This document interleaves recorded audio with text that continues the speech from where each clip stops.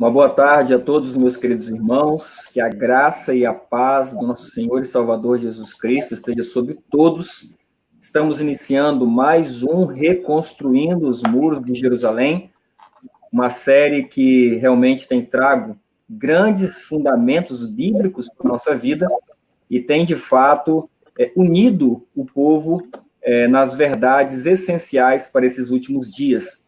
Saúdo a todos os nossos queridos irmãos, que o Espírito de Deus possa se fazer presente na sua vida, no seu coração, que esse estudo possa agregar conhecimento, possa nos fazer crescer juntos na graça e no conhecimento do Senhor Jesus. Hoje conosco, nosso querido irmão Danilo Lima. Danilo, muito obrigado por estar presente aqui conosco nessa tarde de sábado. Que Deus o abençoe. Amém, Wagner. Agradeço o convite aí, que Deus abençoe a todos nós. Conosco também, irmão Rogério Buzzi, diretamente lá de Cascavel, irmão Rogério? Cascavel, no Paraná. Cascavel, Paraná. Muito obrigado também, irmão Rogério, por ter aceitado o nosso convite. Um tema muito interessante, muito debatido hoje em dia, que vale a pena, irmão Rogério, um estudo mais profundo, certo? Com certeza, né? Uma época em que não só, né, Maxson, esse pilar, esse fundamento, mas vários fundamentos têm sido atacados. Esse tem sido, nesse momento, talvez um dos mais atacados, e a gente até entende por quê. Infelizmente, né, o mau uso que se faz do dízimo tem levado muitas pessoas a questionar a validade do mesmo em função disso. Porém, obviamente, né, nós vamos ver, esperamos ver no decorrer do estudo que não é bem assim, né? É um prazer estar com vocês, um prazer muito grande a gente poder estar envolvido em algo que é, enfim, tão sagrado, tão santo como são as coisas de Deus, né? Amém. Um esclarecimento aqui aos nossos queridos irmãos, nós vamos abordar esse tema o mais profundo possível que Deus assim nos permitir. Então, nós não vamos nos limitar a apenas uma live, tá? Se for necessário, nós vamos estender quantas lives forem necessárias. Por isso, com o meu convite ao irmão Danilo e ao irmão Rogério Buzzi, para que a gente possa abordar esse tema de vários ângulos, tá? Vários ângulos. Hoje, especialmente, o irmão Rogério Buzzi vai abordar com mais profundidade esse assunto, tá? Ele vai iniciar, nós vamos aqui praticamente ser interlocutores dele. Nós decidimos estar os três juntos aqui justamente para que, quando o irmão Danilo também for abordar o assunto, ele vai abordar de um outro aspecto, de um outro ângulo, também na Bíblia, é claro, mas é importante que nós três estejamos juntos aqui para que possamos dar cada vez mais clareza, fazer aqui perguntas para enfatizar o certo aspecto que nós acharmos necessário que seja enfatizado, e peço que os irmãos estejam em oração para que, de fato, não seja o homem que fale, mas que a palavra de Deus esclareça as dúvidas que existem sobre esse assunto, para que essa verdade possa ser muito bem fundamentada na sua vida também. Então, como nós sempre fazemos, nós vamos ler aqui apenas um texto base, um texto inicial, para que nós possamos iniciar esse estudo com uma oração. E o texto que eu escolhi, nós escolhemos aqui Malaquias capítulo 3, versos 8, 9 e 10. Diz assim: Roubará o homem a Deus? Todavia vós me roubais e dizeis: em que te roubamos? Nos dízimos e nas ofertas. Com maldição sois amaldiçoados, porque a mim me roubais, sim, toda esta nação. Verso 10. Trazei todos os dízimos à casa do tesouro, para que haja mantimento na minha casa, e depois fazei prova de mim nisto, diz o Senhor dos Exércitos. Se eu não vos abrir as janelas do céu, e não derramar sobre vós uma bênção tal, até que não haja lugar suficiente para a recolher. Com esse texto, com esse pensamento, nós vamos nos colocar agora de joelhos, aqueles que puderem nos acompanhar, e vou pedir ao irmão Danilo que dirija a Deus uma oração.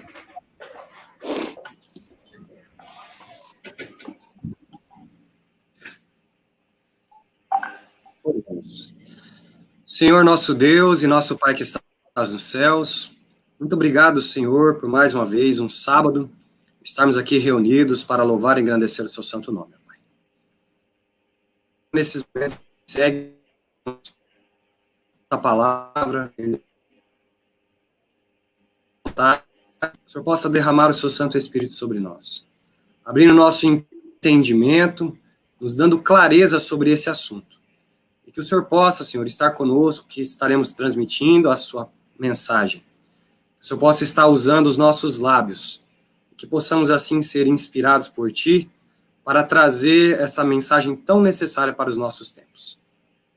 Que o Senhor esteja com cada pessoa que esteja nos assistindo, esteja também com seu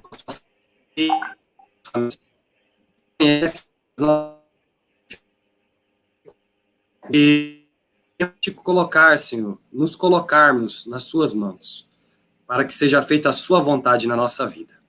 Que o Senhor esteja com o irmão Rogério Buzzi, esteja também conosco, e possa ser um tema muito proveitoso para todos nós, para que possamos realmente entender o que devemos fazer e o que devemos praticar em gratidão a Ti. Por tudo que o Senhor tem nos dado e pelas bênçãos derramadas. Fica conosco, nos abençoe, é o que nós te pedimos, não porque haja mérito em nós, mas tudo te pedimos em nome de Jesus. Amém. Amém, Senhor.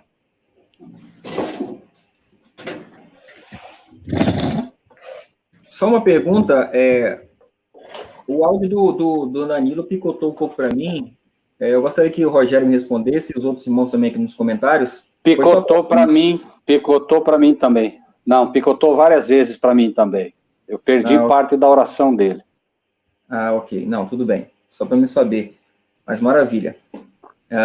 Bom, lembrando aqui que a série Reconstruindo os Muros de Jerusalém, ela está baseada nos princípios fundamentais que foram votados em 1894 pela Conferência Geral dos Adventistas do Sétimo Dia, e como nós já demonstramos aqui em vários estudos, dentro desses princípios nós cremos que Deus levantou um povo especial para pregar uma mensagem especial antes da segunda vinda de Cristo, né, da volta, o retorno do nosso Senhor Jesus para resgatar os salvos, e esses princípios fundamentais norteiam, dentro do nosso conhecimento, as verdades bíblicas, exclusivamente bíblicas, para que Deus possa unir um povo, e assim ter um povo forte, unido dentro de princípios bem estabelecidos dentro das Escrituras.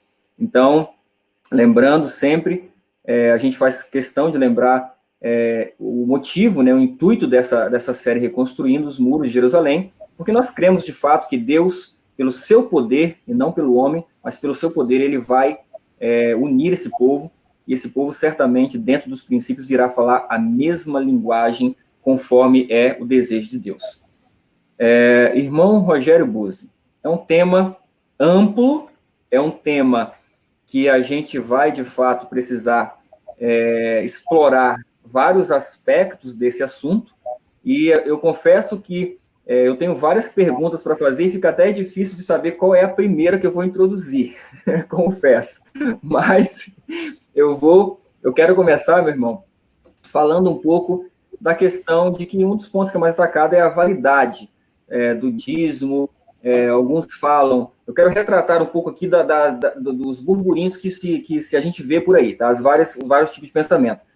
Muitos falam que o dízimo foi estabelecido ali só para o povo judeu, falam que a sua validade se encerrou, né, após a vinda de Cristo, após a nação de Israel ter sido rejeitada.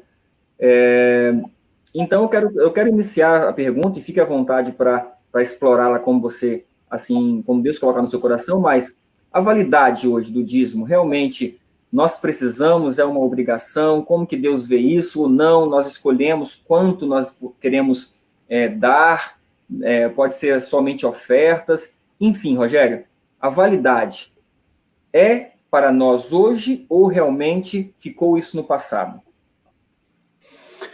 Se nós observarmos com cuidado, com carinho, longe da teoria bíblica, e nós entendermos a prática, né, que Deus espera do seu povo, Nós vamos ver, sem nenhum ataque, Maxson, a quem pensa diferente, tá? Apenas para que o que é bíblico se sobressaia. Nós vamos ver que a maioria desses argumentos contrários ao dízimo, eles são os mesmíssimos argumentos que você vai encontrar em relação ao sábado. Se você observar, você vai ver, a pessoa vai dizer, por exemplo, né? Não, mas veja, isso era para o Velho Testamento, é a mesma coisa que encontramos em relação ao sábado, né? Você vai dizer, mas ele hoje, tudo bem, ele era para o passado, mas hoje ele tem validade, é a mesma coisa que vamos encontrar em relação ao sábado. E, curiosamente, nós vamos encontrar de forma assim, bastante simples que, enquanto Deus fala da santidade do sábado, quando ele fala, né, que o sábado é santo para o seu povo, ele vai usar a mesmíssima palavra para os dízimos. Diz, as dízimas são santas ao Senhor. E um argumento que todos aqueles que realmente querem seguir a Deus têm usado para defender o sábado, porque se você observar, o pessoal vai dizer, não, mas você não vai ver a defesa do dízimo no Novo Testamento. E do sábado, onde é que está a defesa dele? Para quem não quiser ver, não há sábado no Novo Testamento. Mas para quem quer ver, o sábado está ali, como uma defesa, sim, né? Nos vários textos paralelos. E por que Deus não fala diretamente do sábado, dizendo, guarda o sábado, como eu te avisei lá? Por quê? Porque Deus não precisa disso. Para Deus não existe o Velho Testamento no sentido de que algo vá deixar de valer para o Novo apenas porque mudou a questão cerimonial. Então, a primeira coisa é entender se de fato o sábado é cerimonial, e o sábado tem que entrar aqui, porque se o dízimo é cerimonial, o sábado também é. Porque o mesmo argumento válido para o sábado deve ser válido para o dízimo, se eu entendo que o que Deus abençoou e santificou, jamais ele vai cortar.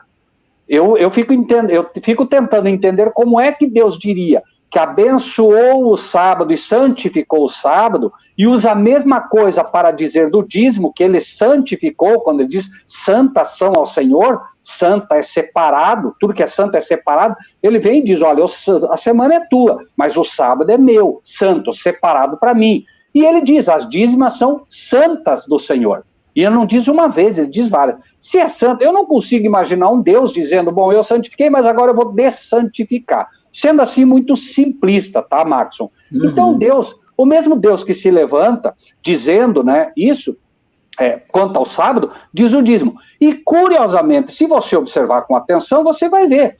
O mesmo Deus que requer uma parte do tempo que foi dado na semana, né, o tempo integral é dado para o sábado, na parte que lhe compete, na parte que ele santifica e abençoa, é dado com também a parte de dom, aquilo que ele deu. Então ele também diz, dos dons que eu te dei, eu quero esse para mim, esse é meu, é santo, é separado para mim. E da parte da semana, do tempo que eu te dei, também há uma parte para mim. Então, eu encontro, Maxson, que invariavelmente os argumentos que são dados para, né, tentar mostrar que o dízimo pertence ao Velho Testamento e que foi dado para o povo judeu, etc., etc., etc., são os mesmíssimos que eu encontro em relação ao dízimo. Para mim, Maxson, né, repito, sem querer atacar quem veja diferente de nós, eu só consigo ver aquele mesmo ser que é contra o sábado, trabalhando contra o sábado e contra o dízimo também, usando os mesmíssimos argumentos, porque vê que conseguiu, infelizmente, né, a grande massa dos chamados cristãos conseguiu enganar com isso, com esse tipo de argumento. Então ele investe agora em um outro preceito, né, da lei, que é a questão do dízimo. Não sei se respondi tua pergunta, Maxson, mas enfim, é como eu vejo de forma assim. Claro, tem muita coisa que a gente ainda vai abordar e que eu acredito que vai deixar isso mais claro. Mas eu queria adiantar uma coisa só, Maxson, tá? Assim, para deixar bem claro. Você colocou uma coisa aí, assim, que é muito interessante, né? Em relação a um povo chamado, tá? Esse povo foi chamado para, no tempo do fim, né, não só restabelecer o que se havia perdido, mas inclusive ampliar o entendendo disso tudo. E que curioso também que Paulo, ele diz o seguinte, ó, todas estas coisas foram escritas a vós a quem os fins dos tempos têm chegado. Eu não consigo ver isso de outra forma. Todas é todas. E nós vamos ver que o dízimo preenche claramente isso que Paulo disse, dizendo especificamente, né, o dízimo, ou seja, ele foi dado com uma força adicional para nós do fim dos tempos. E nós vamos ver isso, espero em Deus, pelo estudo de hoje. Como realmente o dízimo preenche esse requisito, onde ele seria ao lado do sábado, né? Deus sabia que o dízimo seria atacado, e por isso ele apresenta isso com um escopo completamente profético. Nós vamos ver isso. Amém, meu irmão. Gostei muito do paralelo, muito interessante, né, Danilo? O paralelo que o irmão Rogério fez aqui do sábado com o dízimo, porque realmente são as mesmíssimas palavras ali. Santo é o Senhor, ele fala do sábado, santo é também a questão da dízima, né, do dízimo, a 10ª parte. Para aqueles que, enfim, de repente não sabem, né, mas o dízimo significa a 10ª parte daquilo que nós ganhamos, né, do nosso lucro. E, sem dúvida, irmão Rogério, respondido assim, de maneira simplista, a gente vai ver textos ainda para fortalecer, né, e para deixar muito claro, né, basear aquilo o que pensamos nas Escrituras, mas de forma muito clara o irmão colocou essa comparação, e como o irmão falou, dízimo tem a ver com separar algo em relação àquilo que temos, né, assim como o sábado separa o nosso tempo para Deus, e no mundo hoje, irmão Rogério, que o dinheiro reina, né? As pessoas, elas vivem por mamon, elas vivem pelo dinheiro, e seria coincidência Satanás atacar esse aspecto justamente no mundo hoje que gira em torno da idolatria, né? As pessoas fazem tudo pelo dinheiro. É interessante a gente ver como que as coisas estão aí sempre paralelas e sempre andando conforme o diabo, ele tem tentado, né, levar o mundo, e agora tenta levar os cristãos com outro tipo de linguagem. E nem se pode, né, Maxson, culpar. Eu não posso, assim, em são juízo, culpar muita gente que hoje não crê no dízimo. Por quê? Porque ele olha para a aplicação que se faz, ele olha para os falsos pastores, né? Ele olha para todos esses roubadores, né? O que eles têm feito em relação ao dízimo, e eles acabam condenando a prática, né? Eles acabam condenando a instituição do dízimo, quando deveriam condenar aqueles que mau uso fazem dele. E há uma distância muito grande, né? Eu sei que isso às vezes pode cair até na questão do mundanismo, mas por exemplo, essa semana alguém disse uma coisa muito, muito simples sobre toda essa confusão que está aí em relação, né, aos ministros do STF, e ele disse, olha, nós não podemos condenar a instituição. A instituição não tem culpa, nós temos sim que tirar aqueles que não estão fazendo o serviço que deveriam fazer direito. Então, a mesma coisa, a instituição do dízimo, é preciso entender quem a estabeleceu. O mau uso que se faz não pode condenar a prática, não é? Então, assim, me parece que há uma inversão de valores, há uma inversão de leitura. Mas, acima de tudo, o povo de Deus não deve ser norteado pelo comportamento de ninguém. Ele deve ser norteado pelo que a Bíblia ensina, ponto final. A única pergunta não é se os pastores usam mal, a pergunta não é, né, o que estão fazendo com o dízimo, deixando. A pergunta é bíblico ou não? É só essa pergunta que o verdadeiro cristão nos dias de hoje tem que fazer. Se é bíblico, amém, vamos a ele. Se não é, descarta-se e ponto final, né? Amém. Bom, Danilo, você ia comentar alguma coisa? Eu vi. Lembrando que dentro dessa separação que o irmão Rogério colocou, vocês estão me ouvindo bem? Sim. Sim, perfeito, tranquilo. Dentro dessa separação, né, Novo e Velho Testamento, nós sabemos que existe 2 dispensações, né? E que, por mais que haja essas 2 dispensações, isso não fez com que havesse interferência, do mesmo jeito que não houve interferência no sábado, né? Perfeitamente. Amém. Maxson, e essa é sempre muito bom levantar isso que o Danilo colocou, né? Ajuda para a pessoa entender, porque quando se fala, Velho e Novo Testamento, quando você fala de velho, bom, se é velho, vamos deixar de lado, né? Quando, na verdade, o termo é dispensação ou conserto, né? Como ele fala, né? E a gente tem sempre existe essa ideia, principalmente no pentecostal, nas pessoas que não têm assim, né, talvez não tenham um cuidado maior naquilo que leem, de que realmente nós temos um Velho e Novo Testamento e a gente tem que entender apenas de uma forma, repito, muito simplista, o simples fato de que você vê um testamento, não novo nem velho, um testamento. Esse testamento, ele foi prometido como uma herança, né? Foi feita uma herança, foi escrito o testamento e ele foi ratificado com sangue. Ou seja, o Novo Testamento nada mais é do que a assinatura do testador que com o sangue, ou seja, com a sua morte, porque quando o testamento entra em vigor, quando morre o testador. Quando Cristo morre derramando o seu sangue, ele assinou com sangue, né, aquele mesmo concerto que foi feito com sangue, com Abraão e todos os nossos patriarcas, né, na divisão que se fazia dos animais e tudo mais.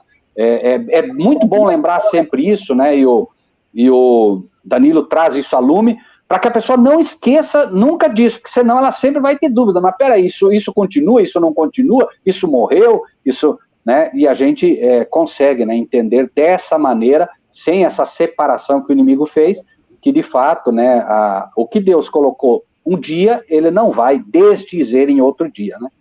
Perfeitamente. Eu vejo muito a questão, quando a gente para estudar essa questão, e as argumentações que são usadas contra, né, esse princípio fundamental, eu lembro muito, sabe, sobre a questão de Caim e Abel, porque, e dá para fazer até um paralelo com o sábado, porque Deus pede algo e o homem fala que quer dar o que ele quer. Então, quando você leva isso para o sábado, por exemplo, Deus pede o 7º dia. E Deus fala assim, e o homem fala assim, não, eu quero dar qualquer dia. Seja o primeiro, seja o segundo, seja o sexto, não importa. E da mesma forma, a gente aplica esse princípio dentro da questão do dízimo, né? Deus pede 10%. E às vezes não, o homem não, eu quero dar tanto, eu quero dar desse jeito. Mas não faz exatamente como Deus pede. Foi a mesma coisa ali com Abel e Caim. Deus pediu um cordeiro. Caim trouxe o melhor que ele achou que era bom para ele, né? O melhor do fruto. Mas não era o que Deus pediu. Então, acho que é muito interessante a gente trabalhar também e lembrar, né, de princípios que estão por trás daquilo que nós expressamos diante do claro assim diz o Senhor. Maxon, esse outro aspecto, né, também, bom, como tudo na palavra de Deus é muito interessante, né? Deus estabeleceu percentualmente, olha que maravilha isso. Se você parar para pensar, de forma muito simples de novo, o percentual não deixa ninguém acima de ninguém. Ele equipara todo mundo. Por quê? Né? Se você ganha 1.000 e dá R$100, você está dando tanto quanto aquele que ganhando 500 mil, deu 50 mil. Todos ficam iguais. Na verdade, aquele que deu 50 mil, se der 49 mil, deu menos do que aquele que deu, né, o percentual exato que Deus pediu. Então é uma forma que Deus, né, só a mente divina, poderia estabelecer de fato um plano onde todos fossem equiparados. E mesmo assim o diabo ainda trabalhou, né, porque veja que Jesus louvou aquela senhora, aí era o caso de uma oferta, mas veja que ele louva a senhora que deu pouco. Mas aquele pouco que ela deu, ele disse, ela deu muito mais do que todos os outros. Por quê? Primeiro, porque deu de coração. E segundo, porque realmente, né, quando você dá com o coração voltado para a obra, o motivo certamente faz a diferença, né? Perfeitamente. Irmão Rogério, no Velho Testamento, onde começa o dízimo? Qual é a primeira vez que aparece ali? Como que nasceu essa questão dentro do povo de Deus, desde a época aí que a Bíblia apresenta essa verdade? Curiosamente, Maxon, nós temos, né, em Gênesis, capítulo 14, versículo 20, também é bastante conhecido e é também um texto relativamente enigmático por conta de Melquisedeque, né? Mas nós vamos ver, por exemplo, né, em Gênesis 14, 20, diz... 20, né? Eu vou, assim, pegar só o texto base, né? Porque senão a gente... Existem casos que não são necessários o contexto, né, Maxon? Mas eu até gostaria de chamar a atenção à medida que vem à mente da gente. Eu tenho visto, por exemplo, e creio que vocês têm visto também, as pessoas às vezes reúnem uma série de textos, ou bíblicos, ou dos escritos da senhora White, enfim, né? e amontoam esses textos fora do seu contexto. Hoje, eu gostaria de pedir a permissão para os irmãos de fazer exatamente o contrário, né? Talvez até usar menos texto, se necessário for, ainda assim nós vamos usar um bocado de texto, mas pelo menos os textos, né, que são fundamentais, usá-los dentro do seu contexto, para que a gente possa ver a diferença quando você pega o contexto mesmo, né, daquilo que se quer aplicar ali, tá bom? Mas nesse caso, uma vez que esse tema vai ser reaberto no livro de Hebreus, tá? Vamos ficar apenas com o texto inicial, né? Quando a gente lê e diz assim, e bendito seja o Deus Altíssimo, que entregou os teus inimigos nas tuas mãos, e deu-lhe o dízimo de tudo. Bom, então, ponto número 1, a primeira vez que ele aparece, e você vê que tem que ser uma coisa completamente inspirada, porque você vê de onde ele tirou essa ideia. Da onde foi que, né, que esse homem, vamos usar por enquanto isso, tirou essa ideia. Este homem é nada mais, nada menos do que chamado de pai da fé. Porque se você observar, tem que ser um pai da fé mesmo, porque da onde ele tirou isso?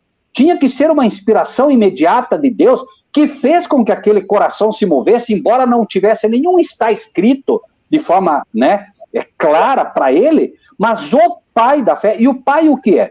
De certa forma, o pai é aquele que você vê como aquele que cria, quer dizer, né, eu gerei um filho, o pai é o que gerou algo. Abraão é conhecido como pai da fé porque, de certa forma, se você for observar, ele praticamente gerou a ideia do dízimo. Abraão praticamente gerou a ideia da justificação pela fé. Quando você vê, por exemplo, a justificação pela fé, Abraão foi onde ninguém foi. Abraão, né, ele simplesmente, ele entrega ao seu filho mostrando, né, que, como diz Tiago, a obra agora, né, favoreceu e fortaleceu a fé, mas assim, quem está fazendo isso e mostrando que deu o dízimo de tudo, e é importante entender cada palavrinha da Bíblia, ele não deu o dízimo apenas dos despojos, não é o que está escrito aqui. Ele aproveita aquele momento e dá o dízimo de tudo, né? E aqui, obviamente, quando você vai para o livro de Hebreus, embora Melquisedeque tenha sido por muito tempo visto de forma enigmática, é absolutamente, sem nenhuma dúvida, um exemplo de Cristo. Então você vê de novo aqui, né, como existe um paralelismo do que estava acontecendo aqui com o que nós devemos ler lá no futuro. Por isso Paulo vai, entre aspas, ressuscitar esse assunto, porque ele tem uma validade, né, para os nossos dias, né? Então, assim, o primeiro texto, basicamente, né, é esse que nós encontramos aqui, mas nós vamos ver Jacó e vamos ver muitos outros. Se me permite, Maxson, eu gostaria de iniciar no livro de Levítico, tá? E gostaria de tentar fazer percorrer um caminho, e por favor, irmão Danilo, fique à vontade, irmão Danilo, né, para interpelar, para questionar, para enfim, né? E da mesma forma, claro, irmão Maxson, lembre-se que nesse momento em que Deus me dá, né, o privilégio e a responsabilidade de talvez expor um pouco mais esse assunto, os irmãos são a boca dos nossos irmãos e irmãs que estão lá fora, né, nos ouvindo e os que nos ouvirão no futuro. Então, né, me permitam, por favor, abrir no livro de... Pode ficar à vontade de discorrer, fique tranquilo, tá? Amém. No livro de Levítico, no capítulo 27, Levítico 27, a partir do versículo 30, e eu lembro, né, Maxson, que Jesus, a Bíblia diz assim, eu gosto muito da forma, bom, não tem como não amar a forma que o nosso mestre fazia as coisas, né? E diz, começando lá, ele ia, né? Então, a gente tem que aprender com ele, não tem jeito, né? Não há outra forma, né? Então, veja, o 30 diz, todas as dízimas do campo, da semente do campo... Só um minutinho. Levítico 27, 30. Isso, Levítico 27, 30. Ok. Todos que estão com a Bíblia, por favor, abram, vamos acompanhar. É importante você abrir as escrituras para que você acompanhe a leitura e que o Espírito de Deus trabalhe no raciocínio que nós teremos aqui. Bom, então, também todas as dízimas do campo, da semente do campo, do fruto das árvores, são do Senhor. Bom, se são do Senhor, são e pronto. As dízimas têm um paralelo muito forte, quase sinônimo de primícias. Nós vamos ver o tempo todo isso. Então é como se ele diz, ó, todas as primícias, é o que era separado antes. Por isso falamos santos. E veja que ele vai enfatizar isso. Santas são ao Senhor. Eu não sei, Maxson, mas para mim, assim, talvez porque eu seja muito simples com as coisas de Deus, para mim, se não houvesse mais nenhum outro texto bíblico, entende, falando sobre o dízimo, esse aqui seria suficiente para mostrar uma coisa, pelo menos. É dele, é santo, é separado e pertence a ele. Entende? Porque a palavra de Deus é poderosa. A palavra de Deus, né, ela tem o poder de criar coisas. Deus criou esse mundo pela sua palavra, né? E essa palavra, sozinha, ela tem um impacto e uma força muito grande. O Senhor está dizendo, são minhas. Por favor, entenda, são minhas. São santas, eu as separei para mim. Então, a partir do momento que ele diz, isso aqui é meu, imediatamente, Maxson, se eu chego na tua casa e você me diz assim, Rogério, olha, você está como meu hóspede, você pode pegar o que você quiser aqui, mas aqui, Rogério, esse mouse que está aqui, esse é meu. Eu não quero que toque, esse é meu, não quero que pegue. Ora, o que você está dizendo? Se eu, em algum momento, for mexer nesse mouse, o que eu estou fazendo? Eu estou desobedecendo, e se eu o tomar para mim, eu estou roubando. Então veja que você vai ver que Malaquias não traz nenhuma novidade em relação a isso, ele está apenas fortalecendo algo que o Senhor deu lá no começo, né? Ora, se ele diz, é meu e é santo, no momento que você pega para você está roubando. E no momento que você usar errado, você também está cometendo um erro. O mesmo que, como você citou, usou Caim. Não, eu vou fazer, mas eu vou fazer do jeito que eu entendo. Não, você não pode fazer do jeito que você entende. Por quê? Porque isso não te pertence, não é teu. O Senhor já estabeleceu o que é dele e como ele vai fazer. As coisas santas dele devem ser feitas com reverência, com cuidado, da forma que ele indica e não como eu acho que deve ser, né? Agora, continuando, né? Vamos para Êxodo, no capítulo 20, versículo 10, apenas para salientar o que falamos, né, nesse comparativo que a gente fez com o sábado, né? Veja que ele diz, santas são ao Senhor. E quando nós lemos do sábado, né, vamos ler apenas o versículo 9 e o 10, não vai fazer falta, diz, né? Êxodo 20, versículo 9 e 10, 6 dias trabalharás e farás toda a tua obra, mas o 7º dia é o sábado do Senhor teu Deus. Não tem muito o que discutir. Está dizendo, assim como as dízimas são santas e são do Senhor, o sábado também é dele. O mesmíssimo princípio que a gente já comentou aqui, né? Aí, voltamos para Levítico 27, voltamos para ele, né? Diz, porém, se alguém das suas dízimas resgatar alguma coisa, acrescentará o seu quinto sobre ela. Ele dá uma regrinha agora simples. Bom, você quer resgatar, não tem problema. Mas a quinta parte você vai ter que adicionar o dízimo agora, certo? Para você poder resgatar, né? No tocante a todas as dízimas de vacas e ovelhas, eu ouvi argumentos do tipo, não, os dízimos era só fruto, era só cereais. Não. Está aqui o princípio estabelecido, né? Por quê? Porque, na verdade, o que eles eram? O povo de Deus, o que era? Lavradores ou pastores. Nós encontramos isso exatamente em Caim e Abel. Era exatamente isso que havia, né? Esse princípio estabelecido é estabelecido dessa forma. Agora, é claro que não ficou aí, né? E nós vamos ver o futuro. Aqui ele estabelece um princípio, né? No tocante a todas as dízimas de vacas e ovelhas, de tudo que passar debaixo da vara, o dízimo será santo ao Senhor. O Senhor agora estabelece novamente, fortalece a ideia de tudo que passar na vara. O que é o passar na vara? Quando chegava ao final do dia, por exemplo, né, o pastor, veja que ele fala de passar na vara especificamente aqui com o rebanho. Por quê? Durante as caminhadas, espinhos prendiam na lã da ovelha, por exemplo, né, carrapicho, como nós conhecemos hoje, espinhos mesmo nas patinhas delas, e outras coisas iam se agregando. Então, quando ele ia recolhê-las, ou quando ele ia retirá-las, ele passava pela chamada vara, que era uma espécie de estrebariazinha, a portinha era apertada, elas tinham que passar ali ele tinha condições de segurar ela para poder tirar, porque era, por assim dizer, um exame minucioso que se fazia, e inclusive para conferir o rebanho. Será que um lobo não despedaçou alguma, eu não percebi? Veja que interessante essa relação com o dízimo, de você poder verificar minuciosamente, peraí, não está faltando nada, será que né? Será que nesse meio tempo eu não esqueci alguma coisa? Será que eu não perdi alguma coisa? Era a chamada métrica. É como se eu recebesse, me permita fazer um exemplo, né?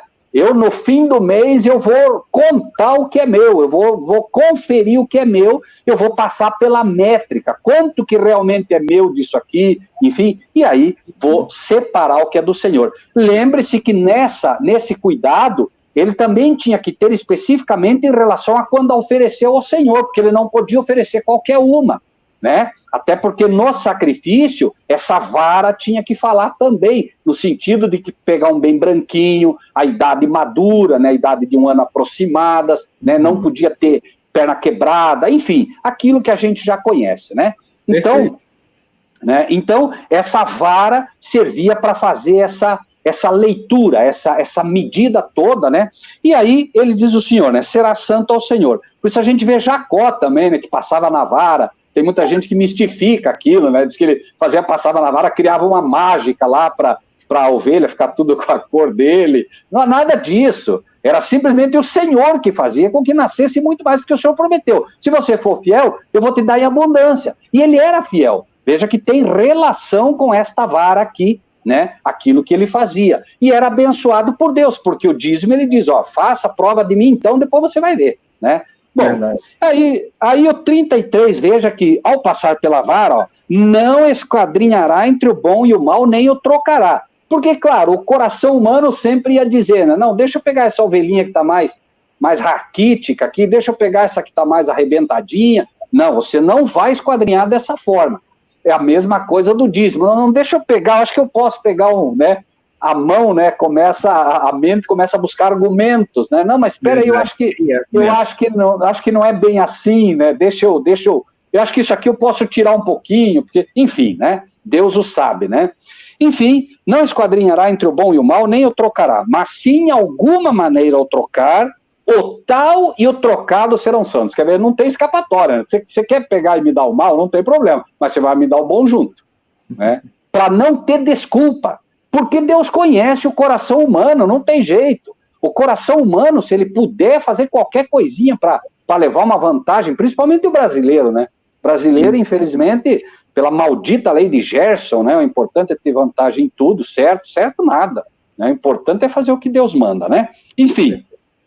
E aí, o 34, estes são os mandamentos. Olha que interessante isso, né? Deus faz uma série, não é só o dízimo aqui, né? Ele falou dos votos particulares, ele falou de uma série de coisas. E ele finaliza com, né, o que é dízimo, e ele diz, esses são os mandamentos que o Senhor ordenou a Moisés para os filhos de Israel no Monte Sinai. Então, me parece que a ligação aqui com o preceito, com o mandamento, é muito clara também. Né? Embora o Senhor, né, não o aborde dentro dos mandamentos de forma direta, aquele mesmo Senhor Jesus que disse um dia, aquele que odiar no seu coração já matou, mostrando que era transgressão de um mandamento, esse mesmo Deus que diz, vós me roubais, está te mandando para que mandamento? O mandamento que explicita, né, a questão do roubo, não furtarás. Então ele está dentro do mandamento, como um preceito ele está com certeza ali dentro, né, representado pelo mandamento que diz não furtarás. Não há... E Paulo, inclusive, mostra isso. Ele diz, eu não conheceria a cobiça se a lei não me dissesse. De que mandamento Paulo está falando? A cobiça te leva para onde? Para o roubo. Para o roubo, né? A cobiça é que te leva a deixar de dar o que é do Senhor, aquilo que lhe pertence. Né? Então, nós vamos ver o tempo todo que há uma ligação muito grande entre o dízimo, né, e os mandamentos do Senhor, né, em forma de preceitos. Bom, eu gostaria de fazer... Só um minutinho, antes de eu não consigo. Claro. Eu gostaria de fazer um apelo aqui a todos que estão nos assistindo, inclusive aqueles que não compreendem como nós, né, não entendem como nós, mas eu gostaria de apelar ao coração deles neste momento, para que acompanhem conosco todo o estudo, todas as lives que nós fizemos sobre esse assunto, porque, de fato, nós vamos abordar muitos aspectos aqui em relação ao dízimo que poderá responder as suas perguntas, tá? Então, a verdade, irmão Danilo, ela não tem exame.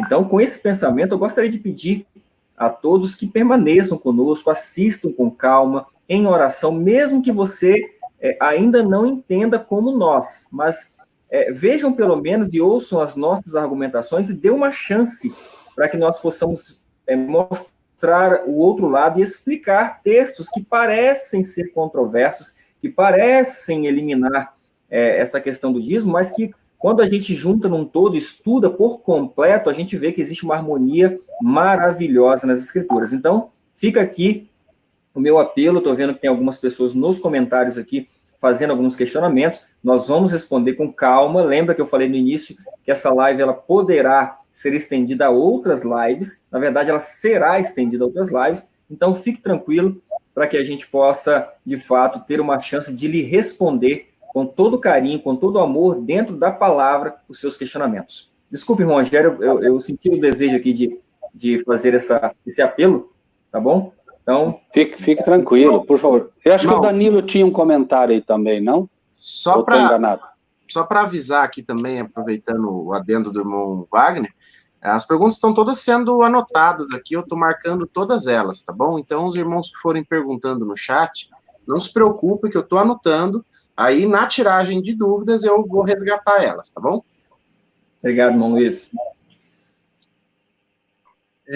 Um contexto aí que o irmão Rogério colocou, que eu achei, assim, muito interessante, né, com relação à questão do passar embaixo da vara. Ali a gente percebe que, por mais que Deus não pediu o melhor, e também não era para o homem também colocar no coração dele que ele queria dar o que ele quisesse, a gente vê uma equiparação ali, né, que Deus, ele coloca assim, ó, nem para mim, nem para vocês, né, tipo assim, ele não queria que fosse o melhor do sacrifício igual, tinha que ser no holocausto, né, tipo, sem mancha nenhuma, né, o contexto ali também vem falando assim, o que passar debaixo da vara, ou seja, você não precisa também ficar detalhando, especificando, pegando os pontinhos, né, para que seja o melhor, né, mas ali o contexto também mostra que há uma relação de igualdade, né, que Deus, ele não coloca assim que eu tinha que dar a todas as ovelhas, só as ovelhas que não tivessem mancha, né, vamos dizer nesse sentido. Eu acho, assim, muito interessante como que Deus coloca, né, essa situação. Perfeito. E o que ia determinar a tua escolha ali? O coração, né? Porque, veja, quando eu amo alguém, o que eu procuro dar sempre? Eu procuro dar o melhor.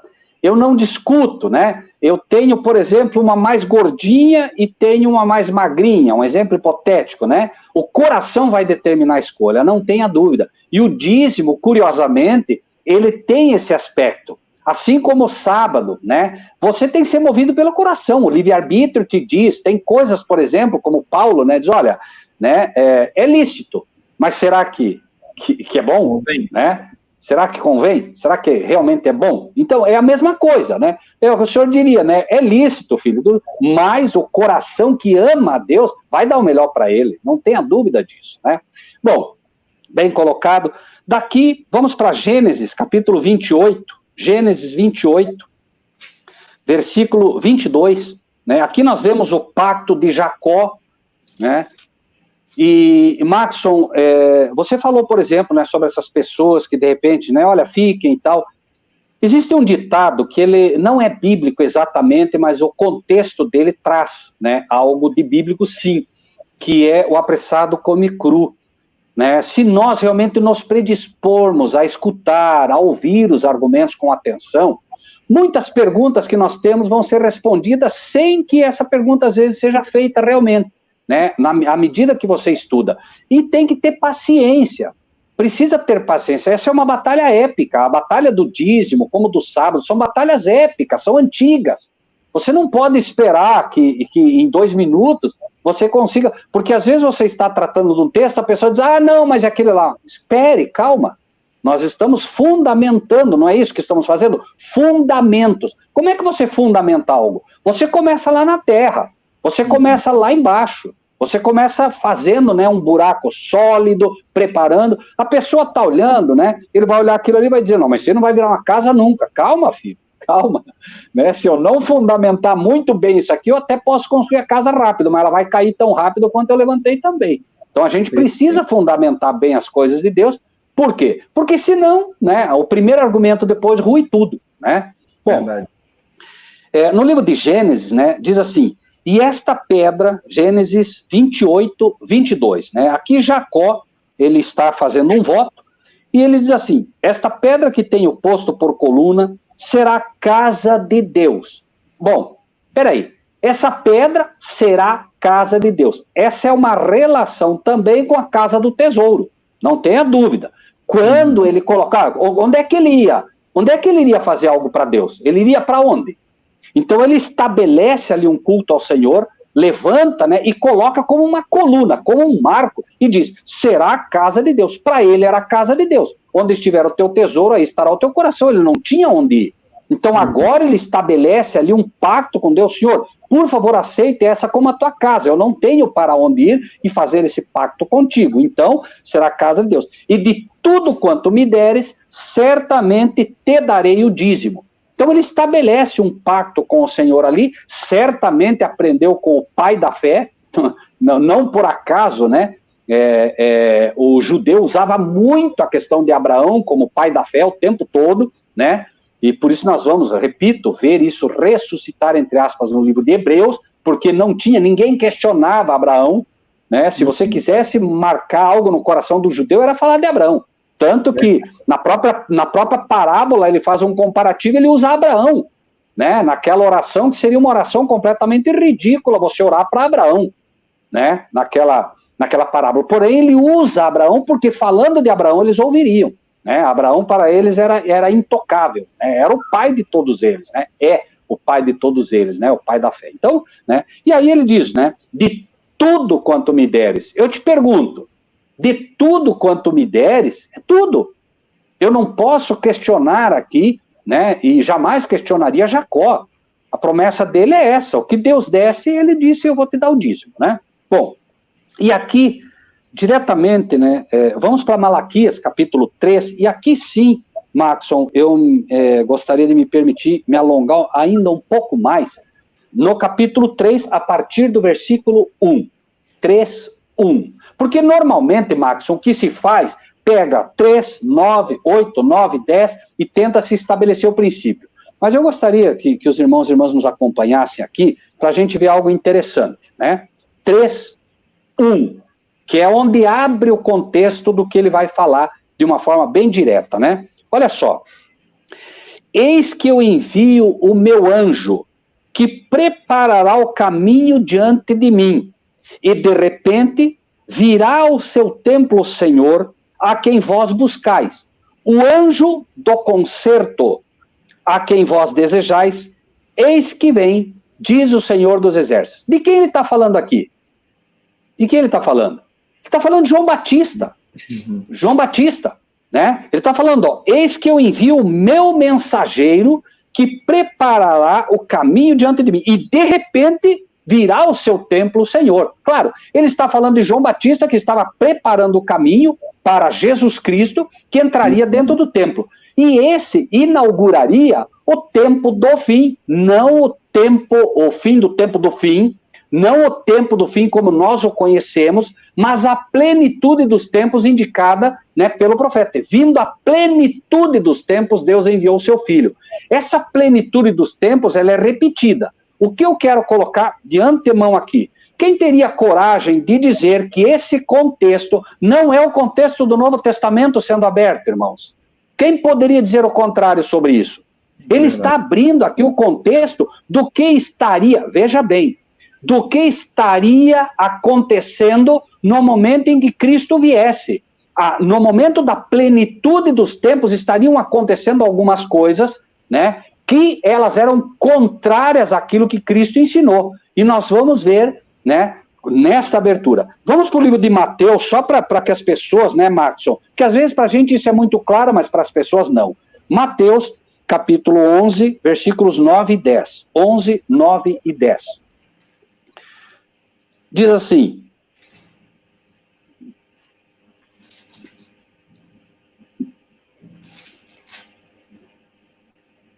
ok? Ok. Mas então que fostes ver um profeta? Sim, vos digo eu, muito mais do que profeta, porque este é de quem está escrito: eis que diante da tua face envio o meu anjo, que preparará diante de ti o teu caminho. É o mesmo texto lá de Malaquias. Mesmíssimo texto. Agora, Maxson, me permitem um pouco além. Quem de nós duvidaria de que nós somos, assim como João Batista foi chamado para preparar o caminho do Senhor na sua primeira vinda, quem de nós duvidaria de que nós não devemos ser os mensageiros do Senhor para preparar a sua vinda? Alguém aqui poderia dizer que isso é um erro?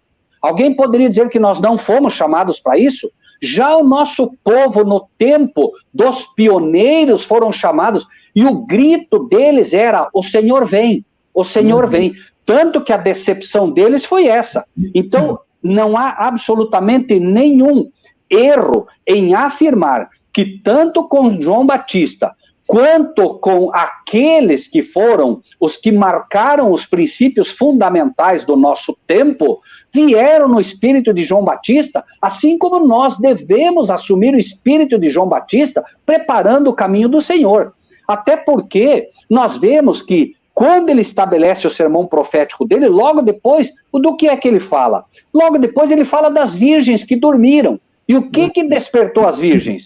O grito eis o Senhor. O grito da vinda, eis o noivo. Né? Não tem como. Então, assim, eu não creio que forço nem um pouquinho as escrituras quando eu entendo que o contexto inicial do que vai ser apresentado em Malaquias, e não devemos esquecer que aqui em Malaquias nós estamos no penúltimo capítulo, e o último capítulo vai marcar ainda mais a ideia, né, do final. Então nós estamos falando do fim. Não há o que discutir quanto a isso, né? Então o contexto aqui, longe de ser um ensino do Velho Testamento, Maxson, é uma profecia do que ocorreria na volta do Senhor Jesus, do que ocorreria na primeira vinda e na segunda vinda. Note que não foi por acaso que os judeus fizeram uma confusão entre a primeira e a segunda. Por quê? Porque Jesus o tempo todo mesclava as duas, né? A destruição de Jerusalém com o fim do mundo. O tempo todo essa mescla. Por quê? Para que a gente pudesse ter sempre claro o que foi, isso é o que há de ser. Nada de novo debaixo do sol. Aí você não se perde, entendendo como foi no passado, sabendo que vai se repetir. E essa própria regra destrói completamente a ideia de que algo foi dado e foi retirado. Por quê? Porque senão eu perco o princípio do que foi vai ser de novo. Entende? Se era válido e agora não é mais, eu perdi esse princípio bíblico. E a profecia se torna confusa para mim. Né? Enfim, né? Veja bem, aí eles assim, mas quem suportará o dia da sua vinda? Se tinha alguma dúvida, agora não tem mais. Porque se a primeira vinda, né, foi vinda e implantando o reino da graça, já gerou todo o problema, você imagine quando ele vier em glória.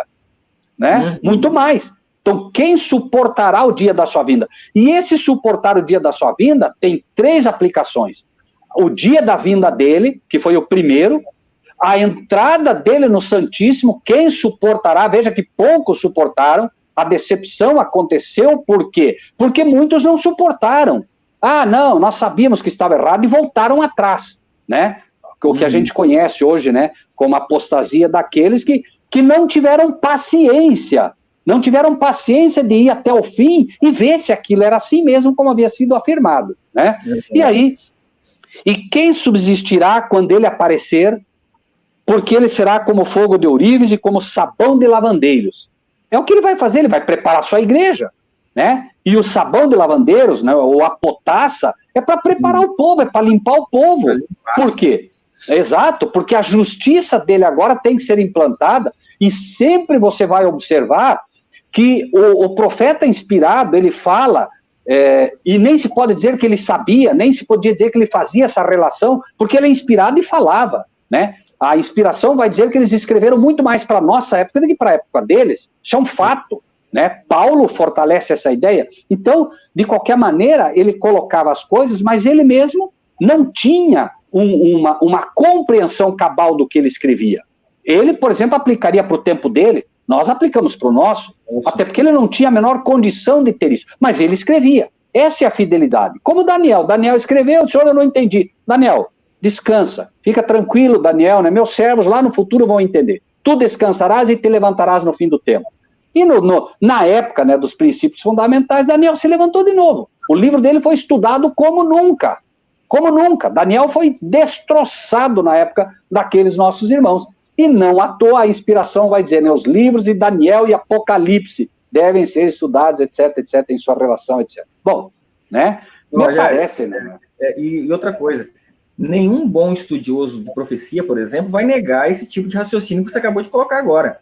Essa colocação de textos para dois momentos, tá?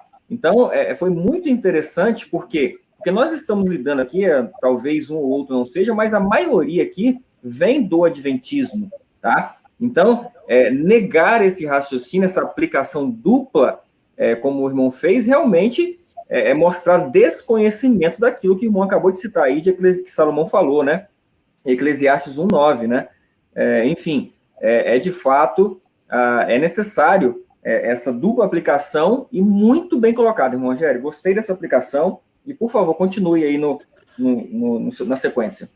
Nós iríamos longe com isso, né? Porque o próprio Isaías coloca isso também, né? Apresentem-nos as coisas passadas para que saibamos que sois deuses, contem-nos coisas novas, né? Então, Isaías está dizendo o seguinte, para que eu possa acreditar que você realmente conhece o futuro, eu primeiro preciso ouvir você contar o passado.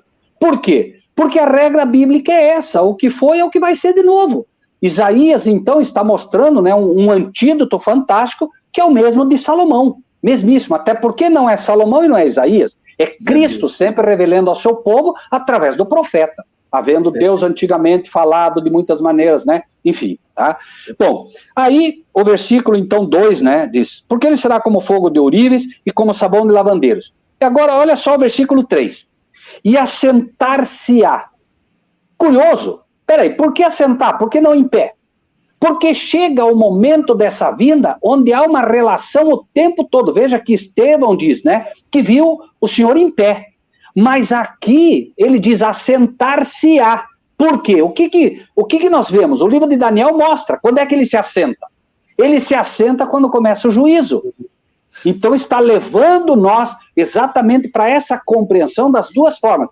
Primeiro porque quando ele vier, ele já fez o juízo de quem tinha que fazer. Né, do povo dele, porque ele vem com o galardão já. Né? Então, nada é por acaso na Bíblia. Agora, uma leitura descuidada, você perde esses elementos. Né? O texto é claro, assentar-se-á, afinando e purificando a prata. Ele está purificando aqueles que serão, né, a segunda classe dos salvos, que serão purificados como a prata, os tocadores de trombeta. A trombeta era de prata, né? Tudo está relacionado. Ele aqui mostra claramente. E aí ele diz assim, ó, e os afinará como ouro e como a prata. Por quê? Porque são as duas classes da reta final, né? Os que são purificados como a prata e os que são o quê? Provados como ouro. Por que não vai entrar a terceira classe, que é a classe das pedras? Porque na vinda dele não estarão ali, né? Na vinda dele estarão aqueles que estarão em pé. Né, vinda final. Por isso ele faz o tempo todo essa mistura entre a primeira vinda, entre a entrada dele no Santíssimo, vindo nas nuvens do céu, e a segunda vinda dele. Né? O tempo todo nós temos essa relação para que ninguém se perca. Né?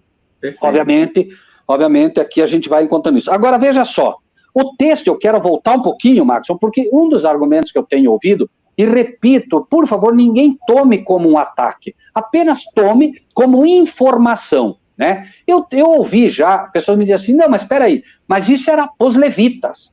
Bom, então me expliquem esse texto, por favor, olha só, versículo 3. Assentar-se-á, futuro, afinando e purificando a prata, e purificará, futuro, quem? Os filhos de Levi. Ora, mas se não há filhos de Levi, quem que ele vai purificar? Até porque o sacerdócio levítico foi mudado pelo sacerdócio de Judá. Por que ele faz essa correlação com os filhos de Levi? Porque aqueles que hoje estão procurando levar a arca do Senhor, aqueles que estão procurando manter os mandamentos de Deus de tal forma que as pessoas possam ver, aqueles que estão realmente procurando cuidar das coisas santas e sagradas do Senhor, das quais o dízimo faz parte. Todos aqueles que estão procurando cuidar das coisas santas do Senhor serão purificados e serão provados como prata e como ouro pelo Senhor. E isso, longe de ser algo que dê medo, deveria dar alegria ao coração da pessoa, dizer, não, mas eu quero fazer parte já desse povo, já, não amanhã. Eu vou deixar a teoria de lado por um momento e vou abraçar essa causa, porque eu quero que o Senhor me purifique e quero que o Senhor me prove. Eu quero ser um daqueles que será como, né? Quando ele diz assim que o homem será mais raro do que o ouro fino de Ofir. Por quê? Porque ele estabelece, né, no capítulo 3 ali, falando de Laodiceia, né, o ouro. Né, quando ele mostra que aconselho que de mim compres ouro refinado no fogo. Ora, o que é isso? É a fé. Então ele vai preparar com uma fé tamanha esse pessoal, que mesmo com todo mundo combatendo contra eles, pela questão do sábado, pela questão do dízimo, pela questão da natureza de Cristo, pela questão da trindade, com tudo isso, a fé deles fundamentada na palavra de Deus, provada pelo fogo da palavra, não vai cair, não vai. Agora, esses homens, eles são homens que são levados, né, e são orientados por toda a palavra que sai da boca do Senhor, não por uma parte, por toda. Esse é o povo. Por quê? Veja bem, Maxson, de forma simples de novo. Como vem a fé? A fé vem pelo ouvir, e pelo ouvir a palavra do Senhor, né? A palavra que vem da boca do Senhor. Agora, se eu rejeito uma parte dela, o que vai acontecer com a minha fé? A minha fé vai ficar fraca. A medida de fé que eu tenho é mais fraca. Por quê? Porque se eu corto parte daquilo que Deus estabeleceu para que a minha fé seja firmada, eu estou automaticamente diminuindo, né, a porção de fé que o Senhor quer me comunicar. Né? No momento que eu digo, não, isso aqui não é verdade, eu estou descartando 10, 15 ou 20% da fé que me é oferecida, porque ela é me oferecida através da palavra. Né? Então, eu acabo tendo problemas. Agora, para que isso fique ainda mais claro, quando ele diz, né, assentar-se-á, afinando e purificando a prata, e purificará os filhos de Levi. Vamos para o livro de 1 Pedro. 1 Pedro é um texto que a gente cita, mas às vezes não faz a relação com esse de Malaquias, né? 1 Pedro 2, 4 e 5. 1 Pedro 2, 4 e 5. Ok? Ele estabelece aqui o seguinte, ó. Vós também, como pedras vivas, sois edificados casa espiritual e sacerdócio santo. Ora, casa espiritual e sacerdócio santo para oferecer sacrifícios espirituais agradáveis a Deus por Jesus Cristo. Bom, vamos imaginar que eu tenha alguma dúvida sobre essa questão aqui do dízimo em relação a isso. Veja que ele está estabelecendo aqui no livro de Pedro que nós somos sacerdotes, que nós somos uma casa espiritual, e de uma forma toda particular, que quando isso acontecer, nós vamos oferecer sacrifícios espirituais agradáveis. Nós vamos ver esse mesmo princípio, olha só agora, aqui ó, veja, o versículo 3 de novo, de Malaquias 3:3.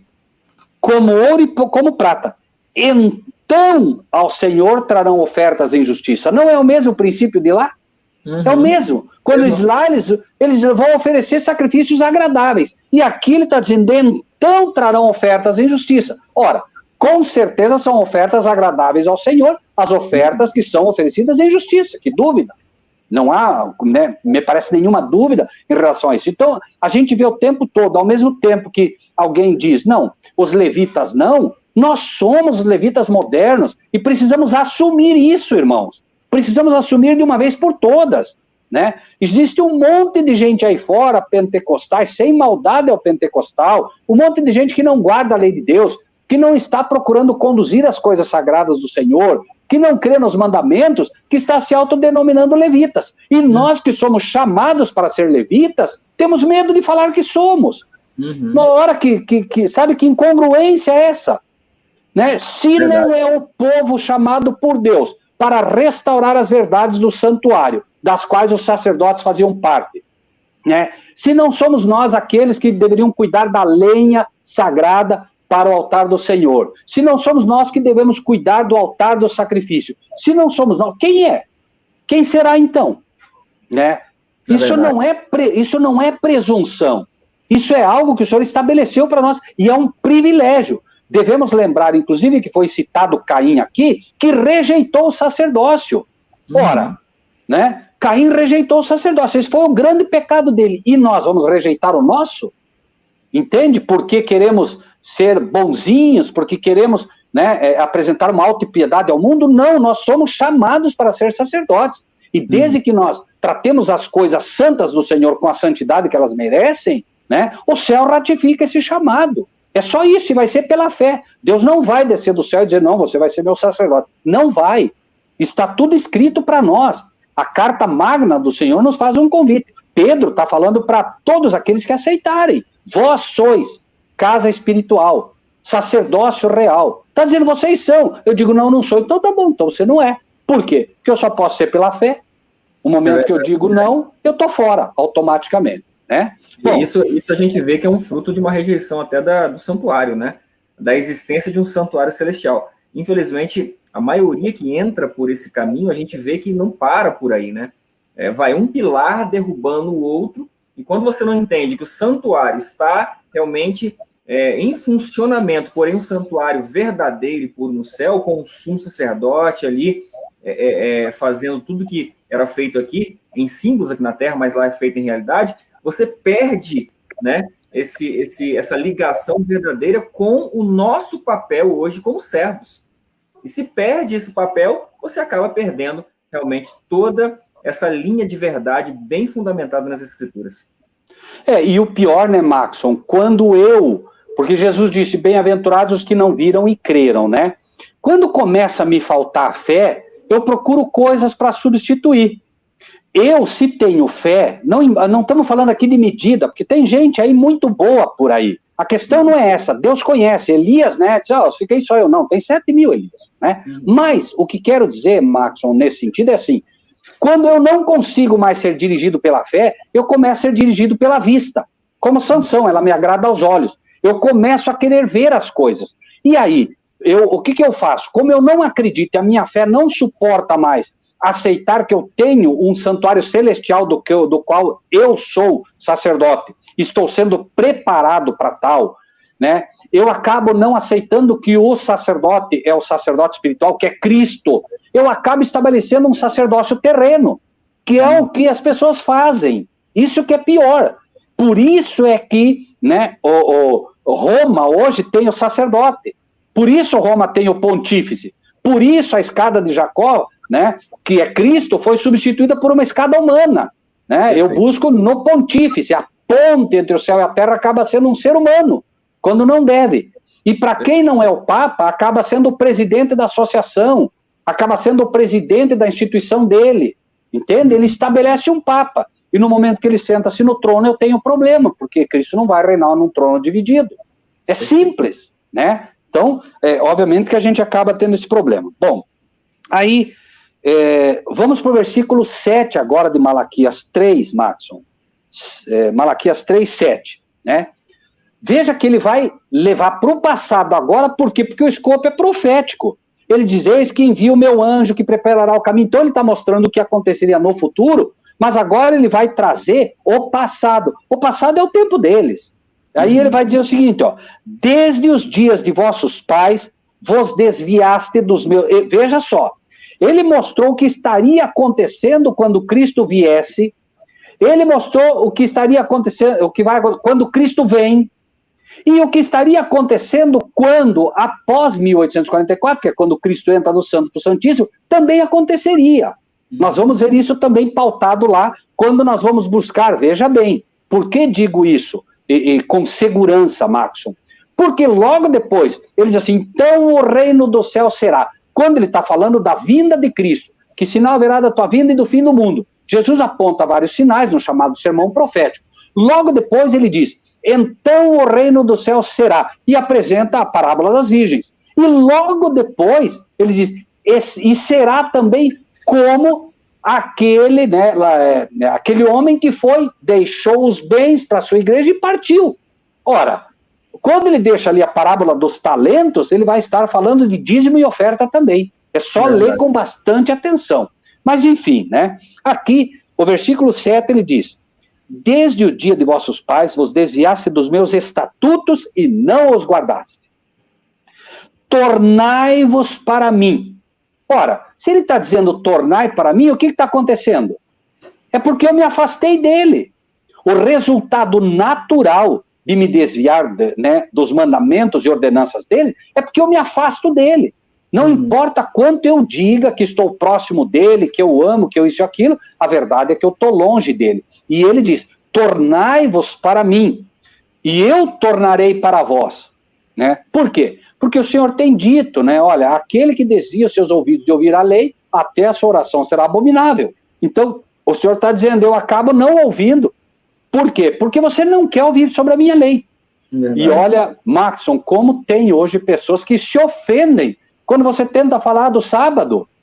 Se ofendem, não quer ouvir.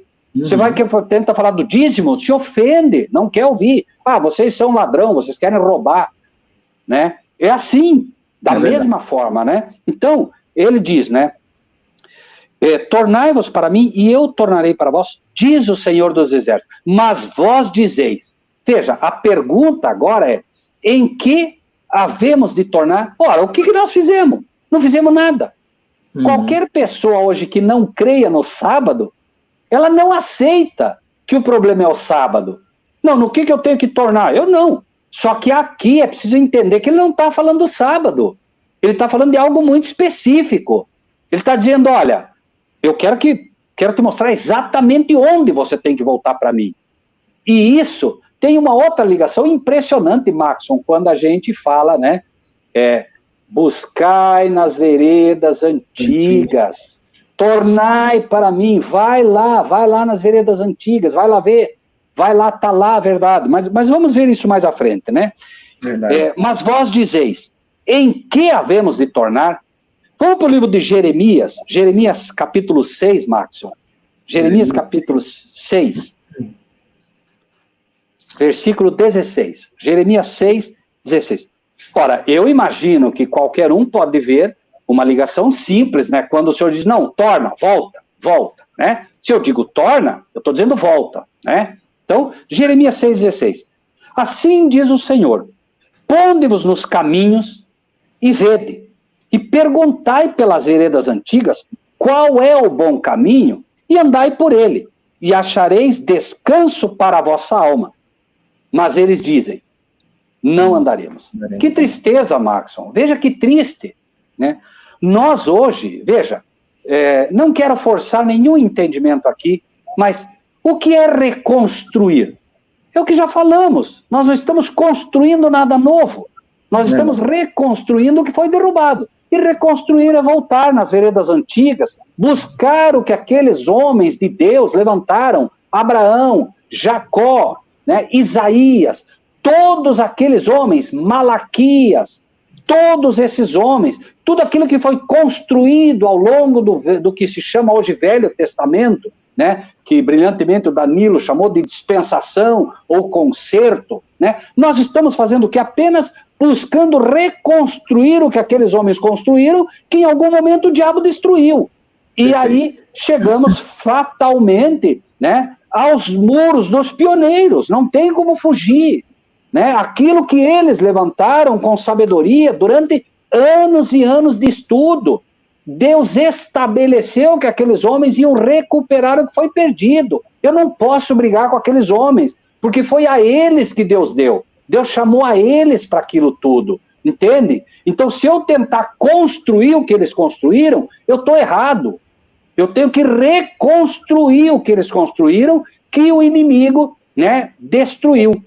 E aí nós vamos encontrar que ele destruiu algo, né? Ele chegou na igreja adventista e diz, não, aqui eu vou destruir essa e essa coluna. Ah, no movimento dos leigos eu vou destruir essa e essa. Porque não adianta eu falar para o leigo que a Trindade é bíblica. Ele não aceita, não adianta eu ir com isso para cima dele, que ele não aceita. O leigo, nesse aspecto, ele não cai. O adventista cai, nominal, mas o leigo não cai. Então, o leigo eu vou pegar por onde? O leigo eu vou pegar no santuário aqui. Eu vou levar ele, né, para desviar-se pela direita, porque para a esquerda ele não desvia. E assim vai. O inimigo tem uma armadilha pronta para cada coração. Ele sabia que nós teríamos um desafio imenso, Maxson, em tentar recuperar, e nós teríamos que revisar tudo que empurraram goela abaixo de nós. E o inimigo daí usou de algo que nós, né, muitos de nós não aprendemos a lição. Quando os discípulos disseram, Senhor, né, ó, tem joio e tem trigo, o Senhor quer que nós vamos arrancar? Não, não arranque. Não arranque. Para que ao arrancar o joio, vocês não arranquem o trigo também. Mas, infelizmente, Maxson, muitos leigos resolveram arrancar. O que é arrancar? Rápido. Não, vamos arrancar que é mais fácil. Não, não, não. Nem por força, nem por violência. Pelo meu espírito. Calma, meus irmãos, calma. Não arranquem, calma. Né? No devido momento, os anjos, os mensageiros, vão entender, o Senhor vai iluminá-los e eles vão estar gradativamente recompondo o que tem que recompor. Não vão ser os anjos de Deus que vão descer lá e vão arrumar as doutrinas, né? O joio que foi implantado. E curiosamente, Maxson, desculpe, eu sei que a gente desvia um monte, mas quem sabe, né, isso seja necessário. O que aconteceu com as virgens? Dormiram. O que aconteceram com os líderes? E Jesus disse, né, mas peraí, Senhor, dormindo os homens, veio o inimigo e implantou o joio. Mesmíssima coisa. É o mesmo caso, não tem como fugir. Os líderes dormiram, o inimigo veio e implantou, né, as falsas doutrinas que derrubaram os pilares que foram firmemente estabelecidos, né? E, infelizmente, o movimento leigo não está isento desse problema, porque não ouviu, né, o conselho do Senhor. Olha, calma, nem por força, nem por violência, que era, né, o tentar arrancar. Bom, exatamente. Então, né, Jeremias me parece que faz uma alusão assim bastante interessante em relação a isso. E aí, né, na pergunta em que havemos de tornar, Senhor, no que o Senhor quer que nós voltemos, já que nós, né, nos perdemos nesse caminho? Que ele diz, procurai o caminho e andai nele. Senhor, onde foi que nos perdemos nesse caminho? Aí ele diz, roubará o homem a Deus? Olha que Deus maravilhoso, Maxson. Deus podia dizer simplesmente, né, não, vocês estão me roubando. Não.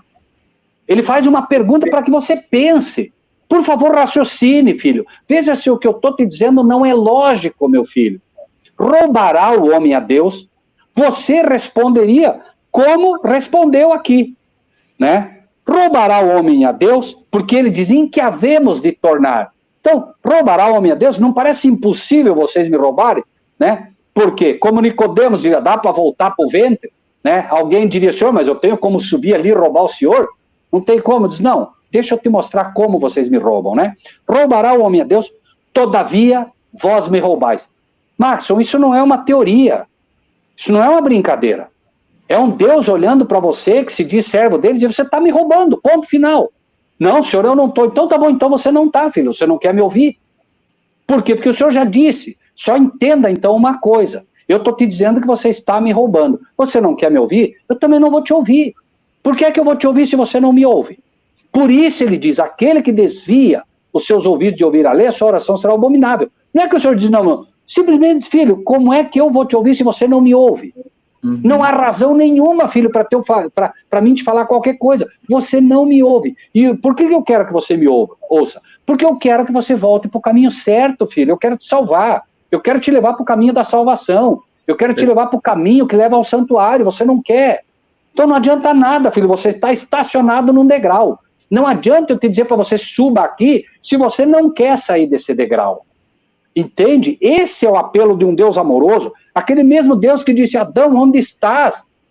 Né? Está dizendo, vocês me roubam. Ele não está fazendo uma careta, ele não está bravo. Ele está dizendo, eu só quero que você entenda. Adão, você está escondido, Adão. Você, filho, você está me roubando.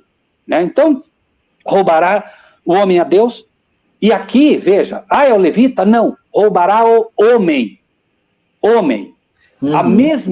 O mesmo argumento que se usa para a questão do sábado deve ser usado novamente aqui. É para o judeu? Não, homem. Né? Porque quando ele fala do mandamento, esse é o dever de todo judeu? Não, todo homem. Então aqui ele usa o termo homem. Vai fugir? não, é para o levita, é para isso, é para aquilo. Não, é claro que tem um peso para o levita, porque o levita foi chamado para restaurar isso. Mas na questão do roubo, é todo homem. Todo mundo rouba. Né? Levita, não levita, pentecostal, evangélico. É o problema, né, que Jesus está apontando nessa época. Né? Paulo na cobiça, enfim. Esse é o problema dessa época. E por quê? Maxson, sejamos francos. Vamos imaginar que todos os cristãos, a partir de hoje, resolvessem devolver o dízimo. Quanto dinheiro não teria para a obra, Maxson? No lugar de uma Bíblia, seriam impressas 100 mil Bíblias. No lugar de um livro, A Grande Controvérsia, nós teríamos 100 mil livros. Hoje nós lutamos, sofremos, fazemos, né, chamados para os irmãos, coisa que eu nunca gostei de fazer, Maxson, pedir ajuda para os irmãos para poder imprimir livros. Nós imprimimos uma luta enorme, 1.000, 3.000, 5.000, quando muito, livros. Isso com o esforço de muita gente. Imagine se nós tivéssemos um exército dizimando, né? Quantos obreiros não haveriam, né? No lugar de ter 1, 2, 3 obreiros, como o nosso ministério tem, nós teríamos 100. Pergunto, não faria-se muito mais? É uma questão lógica, simples, racional. Né? Como é uma luta, né, Rogério? Como é uma luta para a gente, às vezes, quer se deslocar para visitar algum grupo, realizar algum batismo, e a gente, às vezes, não tem recurso, justamente por falta dessa compreensão. Claro. Agora, veja, eu também não discuto, Max, são pessoas que eu conheço, por exemplo, que dão em oferta muito mais do que o dízimo. Mas é preciso entender que 100 quilos de fruta não substituiria um cordeiro. Entende? A oferta não vai substituir o dízimo, não vai. Por quê? Porque Deus abençoou, Deus santificou o dízimo para uma obra específica. A mão dele vai estar sobre o dízimo quando ele é aplicado para aquela obra específica, para obreiros. Né? Obreiros que vão levar a semente do Senhor. É por isso também que o dízimo é comparado sempre com cereais. Por quê? É a semente, claro, como nós vamos ver aqui, né? Então, aí ele diz assim: todavia vós me roubais e dizeis, em que te roubamos? Né? Pô, senhor, no que nós estamos te roubando? Filho, eu já te disse, nos dízimos e na oferta, está me roubando. Né? E olha só que curioso, outra coisa interessante, Maxson, nos dízimos e nas ofertas alçadas, não está falando de oferta voluntária, é oferta alçada que acontece o roubo. Por quê? Porque o dízimo e a oferta alçada é dele. É dele. E o que é uma oferta alçada? Que muita gente não sabe, Maxson. Mistura oferta voluntária, dízimo. Então, vamos dar uma olhadinha no livro de Números, capítulo 18. Números 18. Maxson, nós estamos com 1h22, tá? A hora que você quiser, a gente encerra e vamos tomar o tempo que for necessário. Mas aí, olha só. Números, capítulo 18, a partir do versículo 24 até o 29, tá? Olha o que diz. Porque os dízimos dos filhos de Israel, que oferecerem ao Senhor em oferta alçada, tenho dado por herança aos levitas. Porquanto eu lhes disse, no meio dos filhos de Israel, nenhuma herança herdareis. Né? Eu não teria nenhum problema com herança, Maxson. Não acredito que um servo de Deus teria... Você espera algo ainda desse mundo? Não, eu quero isso, eu quero aquilo, eu quero... Veja, não há necessidade, não tem mais tempo para isso, para ficar acumulando tesouro na terra. Né? Os levitas tinham esse escopo, deveriam ter. Né? Então, no meio dos filhos de Israel, nenhuma herança herdareis. E falou o Senhor a Moisés, dizendo, também falarás aos levitas e dir-lhes-ás, quando receberdes os dízimos dos filhos de Israel, que eu deles vos tenho dado em vossa herança, deles oferecereis uma oferta alçada ao Senhor, o dízimo dos dízimos, e contar-se-vos-á a vossa oferta alçada, como grão da eira e como plenitude do lagar. Assim também oferecereis ao Senhor uma oferta alçada. Veja como o Senhor repete. Para quê? Filho, eu quero que você entenda o que é alçado. Quero que fique claro na tua mente o que é algo alçado. Tá? Por isso ele vai repetir várias vezes. De todos os vossos dízimos que recebereis dos filhos de Israel. Aí o versículo 29, de todos os vossos dons oferecereis toda oferta alçada ao Senhor, do melhor deles a sua santa parte. Tá? Então, veja que ele compara o tempo todo o dízimo com a oferta alçada, aqui o dízimo dos dízimos, mostrando a relação entre o dízimo e a oferta alçada. Tá?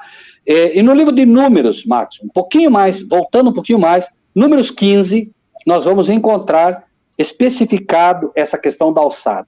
E aí, fica a teu critério, né, se a gente avança. Veja bem, capítulo 15 de Números, versículo 27. Olha só que lindo isso, quando a gente entende, né, como Deus encaminha. Inclusive, aqui tem uma lição fantástica em relação ao erro, ao pecado que muita gente tem dificuldade, Marcos.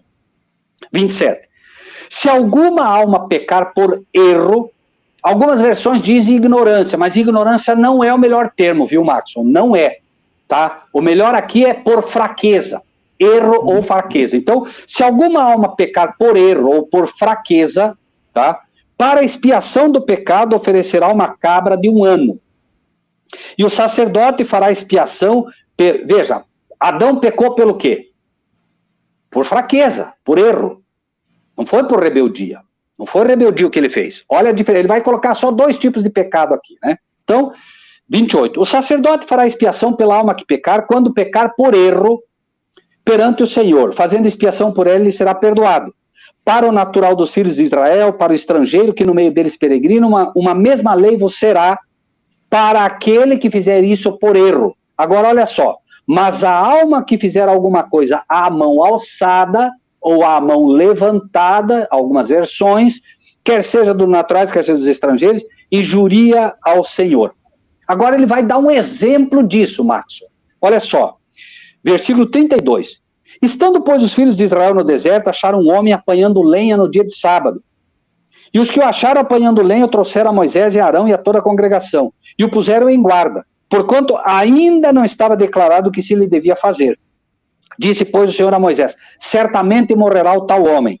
Toda a congregação com pedras o apedrejará fora do arraial. Então toda a congregação o tirou para fora do arraial, com pedras o apedrejaram e morreu, como o Senhor ordenara a Moisés. O que aconteceu aí, Maxon? Né?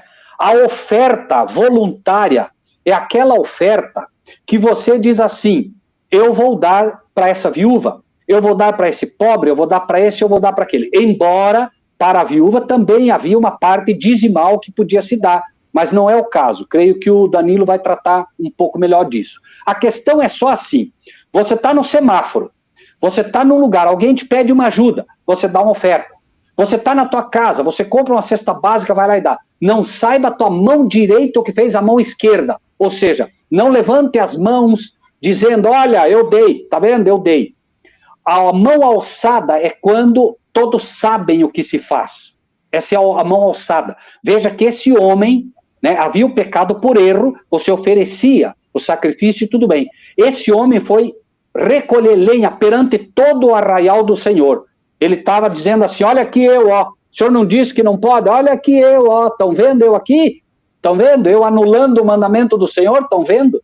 Ou seja, é o pecado declarado, é o pecado quando você sabe, entende? E o apresenta como rebeldia. Por isso ele foi apedrejado, Matson. Então, a oferta alçada é aquela oferta que você sabe que deve dar, entende? Por quê? Porque o Senhor pediu, porque é dele. O dízimo é aquilo que você sabe que deve dar. Porque a oferta, você, entre aspas, não sabe que deve dar. Se o Senhor moveu o teu coração, você vai lá e dá. Entende? Apareceu uma oportunidade para você ajudar, você ajuda. Pedir um copo d'água é uma oferta. Você não sabe quando vai te pedir. Agora, o dízimo, a oferta, é alçada. É aquilo que está latente. Todos sabem. Eu estou apresentando. Veja que o juramento do nosso mestre foi feito com as 2 mãos, né? Meu sangue, Pai, meu sangue. É o juramento de mão alçada. Todos veem. Senhor, quero que vejam. Quando ele vai orar para ressuscitar Lázaro, ele levanta as mãos, certo? Todos veem. Vejam, eu estou orando ao Pai. Por favor, entendam. É o Pai que faz o milagre, não sou eu. É o Pai quem faz. Essa é a mão alçada. Quando você vê, quando fica claro, quando você sabe que é assim. Por isso era um mandamento. E por isso ficou claro. A partir daquele momento, inclusive, em que se apedrejou um homem, alguém deixou de saber de forma mais veemente como o senhor via isso como uma agressão ao mandamento dele? Da mesma forma, o senhor está dizendo, vós me roubais. É roubo, é grave, é sério, é transgressão do mandamento. Ok? Perfeitamente, meu irmão. Perfeito. 1h29 de estudo. Nós temos muito mais ainda a falar sobre esse assunto, mas eu gostaria de fazer uma rápida recapitulação aqui, Rogério e Danilo. Me ajudem, por favor, só para a gente finalizar essa live, para que a gente possa, então, na próxima semana, dar continuidade. Mas aqui o Rogério ele abordou aqui de maneira muito clara a questão da primeira vez que foi ele dizimado. Abraão deu dízimo de tudo, Jacó deu dízimo de tudo. Ele mostrou o paralelo aqui entre o dízimo e o sábado, mostrando que tanto o dízimo quanto o sábado são do Senhor, né? É uma oferta ao Senhor. Depois nós fomos lá para Malaquias, não é isso, Rogério?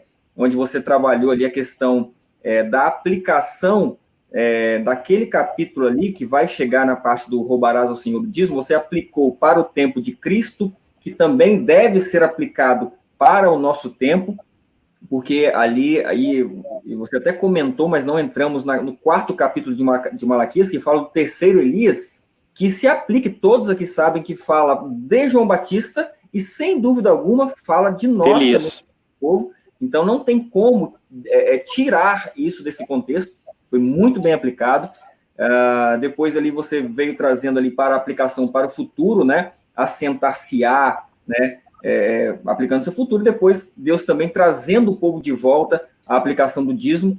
Então, todas essas colocações aqui que o irmão Rogério Buzzi fez, é importante que todos compreendam, porque nós estamos aqui, de fato, construindo um fundamento sólido, desmistificando alguma coisa que utiliza-se para desabonar o dízimo, por exemplo, como o Rogério falou aqui, a questão de aplicarem o capítulo 3 de Malaquias somente para os levitas, para os judeus, né? Literalmente. E ali fala do homem.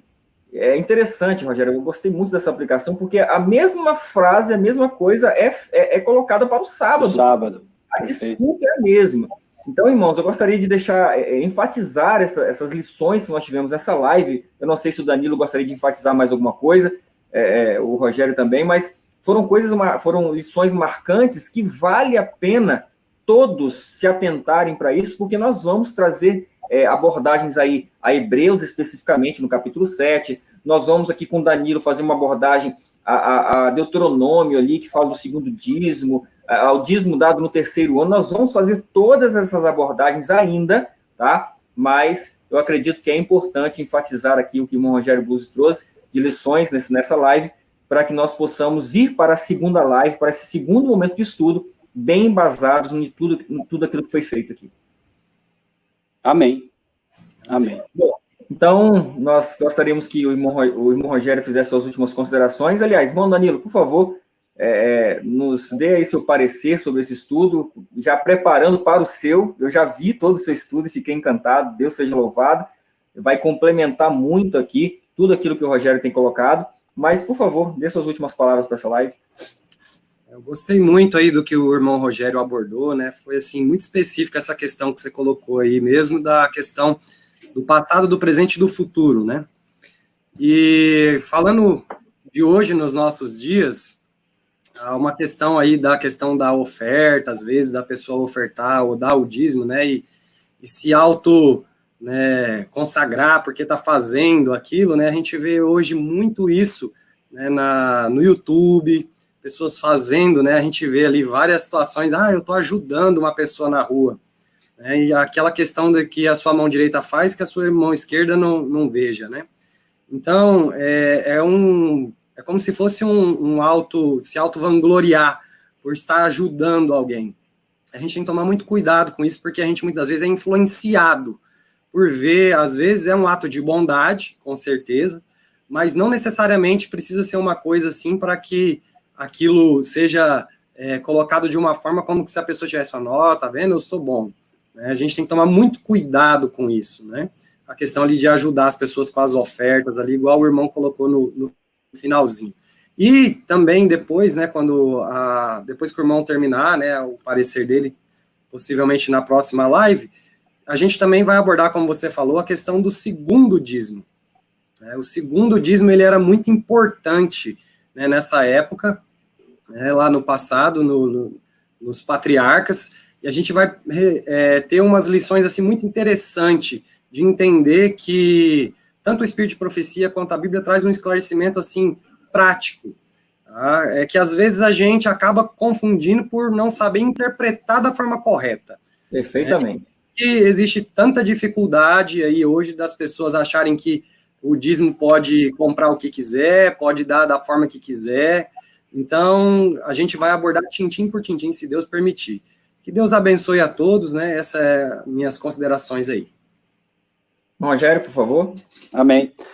Eu estava me lembrando aqui, Maxson, não me interpretem mal, por favor, tem um supermercado meio grande que eu vou com alguma constância, e tem um menino ali que chamam ele de Marcelinho, ele tem síndrome de Down, mas todo mundo ama ele é grande, assim, forte, né, mas é um amor, e Deus o sabe, toda vez que eu vou lá, eu dou um troquinho para ele.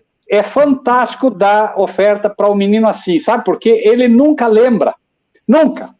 Ele nem obrigado dá. Então é fantástico, porque daí você não recebe o obrigado e não tem o perigo, né, de você achar, eu estou dando dinheiro para alguém. Você dá o dinheiro para ele pega, já põe no bolso e do jeito que ele está aí, ele já sai e nem obrigado sai. Amém por isso, porque daí, né, você não tem como ficar se vangloriando, querer aparecer, querer fazer... E o que o Danilo falou é um fato. Veja que esse foi um pecado exatamente dos fariseus, que iam tocando bumbo quando iam, né, ficavam aparecendo, se mostrando e tal, como a inspiração mostra, né? Uhum. Mas, Maxson, eu gostaria não de encerrar essa live, eu gostaria, se você me permite, de encerrar com um testemunho. Nós recebemos um testemunho recentemente, que as pessoas esqueçam os nomes que ela cita ali, que elas fiquem, né, com o coração de uma pessoa que por anos buscou a verdade e um dia encontrou. Né? Eu gostaria de encerrar com esse testemunho, se você me permite, Maxson. Gostaria de colocar esse testemunho, se, claro, me permite, repito, e aí a gente finalizaria com a oração. Eu creio que o Luiz, né, que está nos ouvindo, pode colocar esse testemunho aí, Luiz, pode ser? Só um minutinho, já estou colocando aqui. Tá ok, obrigado. Irmãos, ok, vamos ouvir o testemunho, depois eu quero fazer só uma última consideração sobre os comentários aqui na live, mas vamos ouvir o testemunho e após a gente faz esse comentário final. Só para que as pessoas saibam, tá, Max? Eu pedi a ela se poderia, tá? Colocar, ela autorizou, então não há problema, né? Ok. Eu não sei se não demora um pouco, Maxson, se você quiser fazer tua consideração, que aí o Luiz dá o ok para nós, não sei. Luiz, como é que tá aí? Parece que ele caiu, né? Então, enquanto o Luiz aqui retorna e coloca o testemunho, eu gostaria de dizer que todas as respostas serão dadas, né, às perguntas que foram feitas. Eu acompanhei aqui algum debate aqui nos comentários. Eu volto a pedir que tenham paciência, tenham calma. Inclusive, eu vou até pedir ao irmão Luiz que, por mais que a pessoa seja agressiva ali, fale palavras indevidas, eu vou pedir que não os bloqueie, pode ficar tranquilo, deixe, irmão Luiz, eles à vontade, tá? Não vamos bloquear ninguém, deixe as pessoas falarem o que quiser. Eu acredito que até mesmo pelo tipo de palavras que são usadas, a gente percebe o espírito, né, que está por trás. Gostaria só de fazer uma ressalva aqui quanto ao nosso querido e amado irmão Ivan, lá dos Estados Unidos. Eu converso muito com o irmão Ivan, é um irmão amado mesmo. Acredito que houve uma interpretaçãozinha aqui equivocada em relação a ele, mas é uma pessoa muito querida mesmo, tenho contatos, assim, troco conversas com ele de maneira muito... Ele é completamente da nossa fé, tá? Eu quero deixar isso bem claro, o irmão Ivan é completamente da nossa fé, em nada diferindo, tá bom? Então, tá bom, meu amado irmão Luiz? Eu sei que você fez ali na tentativa de segurar as palavras que estavam sendo faladas ali, mas o irmão Ivan em nenhum momento falou palavras erradas, eu percebi aqui, mas eu vi que tinha irmãos falando, mas mesmo assim, irmão Luiz, pode ficar tranquilo, deixem falar à vontade ali no chat aqui, tá bom? Para que Deus possa conduzir o espírito daqueles que estão buscando, de fato, o Espírito de Cristo. Amém. E, irmão Ivan, me perdoe, né, se fui mal compreendido. E eu deixei meu telefone, me chama no PV, vamos conversar um pouquinho para tirar aí para não deixar nenhuma brecha para que Satanás trabalhe em nos dividir, né? Que a gente sabe que ele divide para conquistar. Então vamos deixar que isso aconteça, tá bom, meu irmão? Deus te abençoe, um beijo no coração. E posso colocar aqui? Caiu aqui, caiu tudo aqui, sem explicação. Bom, vamos lá. Deixa eu só uma coisa aqui que eu acho que eu não fiz. Só um minuto, meus irmãos.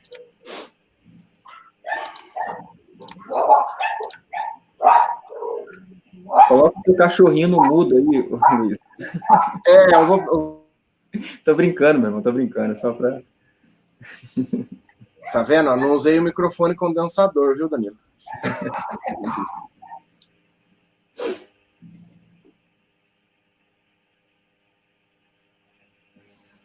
Onde vocês já passaram por isso, alguns foram expulsos, eu mesma fiquei em disciplina por 6 meses, mas depois eu mesma fiz a minha carta e eu decidi sair, eu quis sair. E desde então, o nosso grupo tem sido muito mais feliz fora da igreja, a gente é feliz. Mas aí não parou por aí, né? Porque você sai por causa da Trindade. É o foco das pessoas. Quando as pessoas saem da igreja, é por causa especificamente desse assunto da Trindade.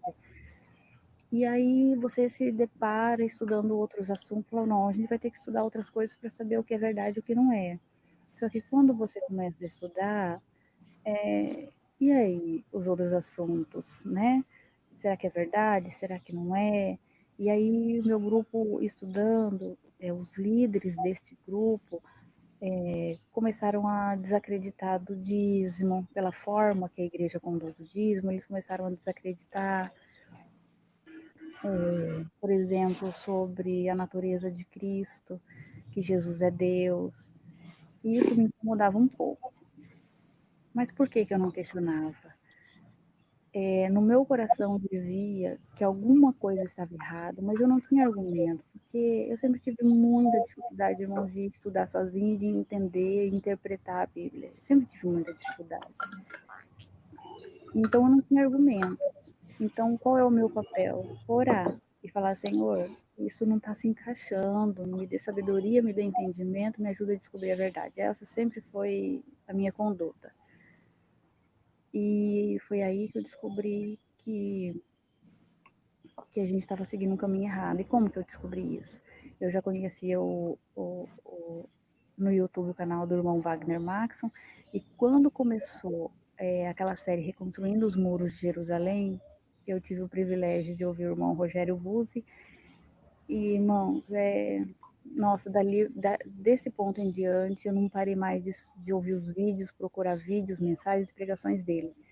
Foi aí que eu acabei encontrando o canal De Frente com a Verdade Presente e A Verdade sobre o Fim. Então, eu assisto muitos vídeos. Foi aí que eu ouvi sobre o dízimo, que já não tinha entrado no meu coração, sobre a natureza de Jesus, né? Porque, assim, a gente questiona tanto como que 3 é 1, se na Bíblia fala que é 1, como que 3 é 1, e aí vem nós e fala que é 2, então também não tem sentido. Como que 1 é 2 e 2 é 1, isso não fazia sentido na minha cabeça, mas fez sentido quando eu ouvi uma pregação do irmão Rogério Buzzi.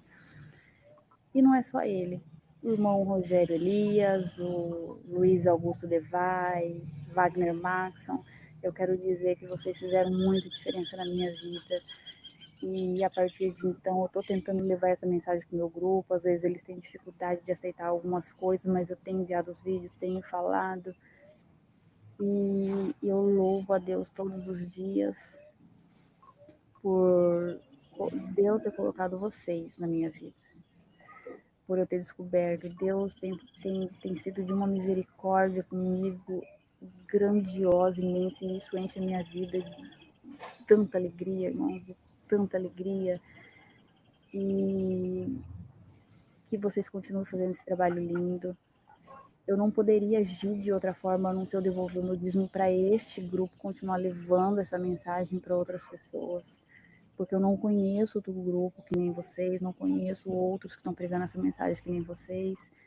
Então, eu só tenho o meu papel aqui orar e dizer que se vocês precisarem de qualquer coisa, eu amo trabalhar pela causa do Senhor, então se vocês precisarem de qualquer coisa, aqui eu estou, né, super disposta.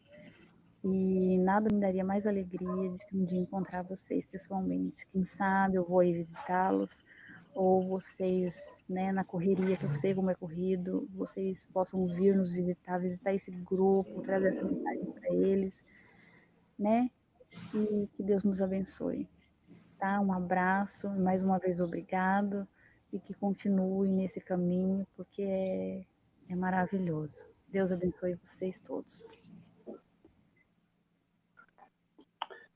Bom, Maxson, lembra, eu te falei, né, que assim, eu tinha alguma dúvida quanto a colocar esse testemunho para as pessoas, porque ela cita nomes, né, e pode parecer daí que alguém aqui quer aparecer, não é isso. Deus conhece o meu coração, Maxson, né? O único desejo meu é que as pessoas pudessem ver, porque esse é um testemunho, Maxson. Eu sei que você recebe muitos, o irmão Fábio Amaro recebe muitos testemunhos também, é uma pessoa que eu amo de coração, sei que é um servo de Deus, né? E ao redor do Brasil e do mundo, muitas pessoas estão despertando, né, para isso. Mas eu fiz questão de falar sobre reconstruindo os muros de Jerusalém, porque foi uma alma tocada por este tema, né? Foi uma alma que ninguém pediu dízimo, ninguém falou nada até então, ela foi tocada, né, pelo que ela ouviu, pela forma como ela ouviu, e colocou um outro princípio interessante ali. Você vê o que é um coração simples? Se não, eu não posso levar para outro lugar que não seja esse. Ela entende que o mantimento que ela está recebendo está vindo dali. Eu não preciso dízimo, Maxson, pela graça de Deus eu não preciso. Acredito que você não precise, o Danilo também não. Por que nós defendemos isso? Porque é verdade, só isso é verdade, né? Eu tenho meu trabalho, graças a Deus, Deus tem me dado condições de ajudar na obra, né? Então, assim, eu fiquei em dúvida sobre colocar, por isso eu te liguei, Maxson, né? Você acha que é bom, é saudável, vale a pena colocar e tal? Por quê?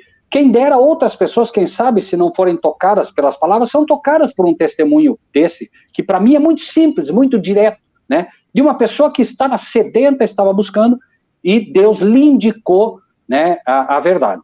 Isso é, para mim, assim, o mais importante, né? Longe de qualquer teoria bíblica, ok? Maxson, é contigo, meu irmão. Amém, meu irmão. Deus abençoe a todos, realmente um lindíssimo testemunho.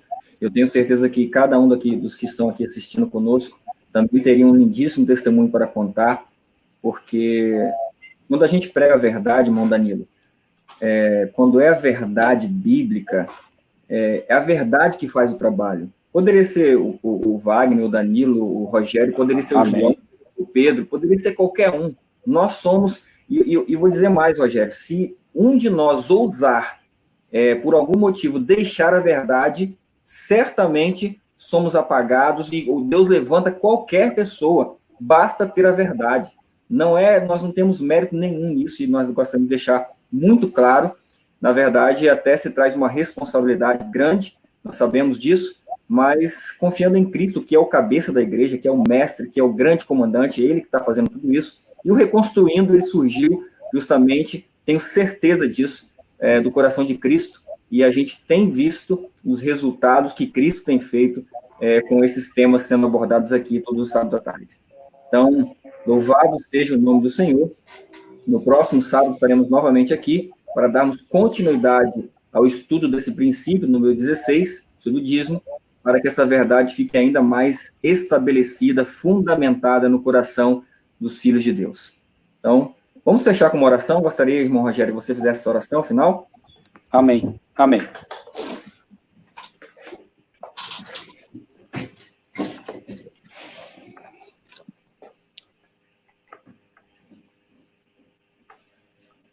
Senhor Deus e nosso Pai, nós nos inclinamos diante do Senhor neste dia do teu santo sábado, essa porção especial de tempo que o Senhor separou para o Senhor, e que, na verdade, embora separado para o Senhor, na verdade, o Senhor separou para o Senhor, mas separou para nós, porque no final das contas, quem descansa somos nós, quem recebe as bênçãos do sábado somos nós, quem recebe tudo aquilo que o Senhor preparou para os que guardam o sábado somos nós.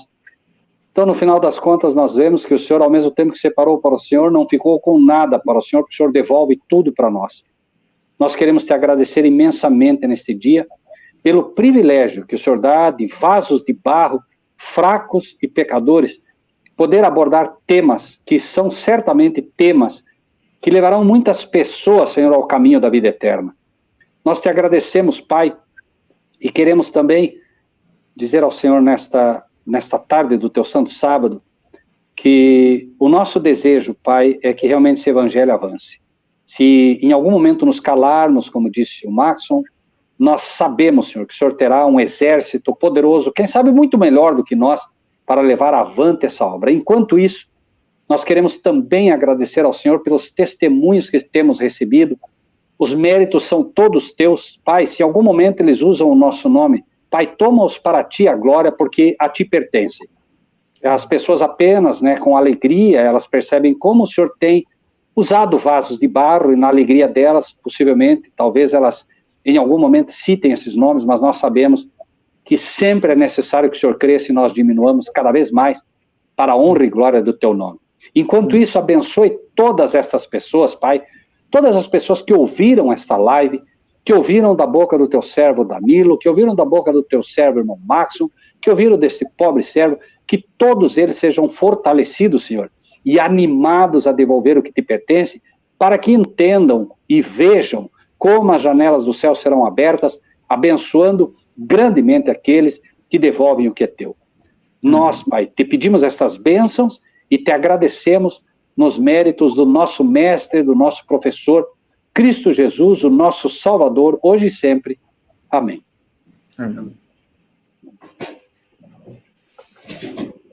Um restante de sábado abençoado para todos e uma ótima semana também na presença de Cristo. Amém. Amém.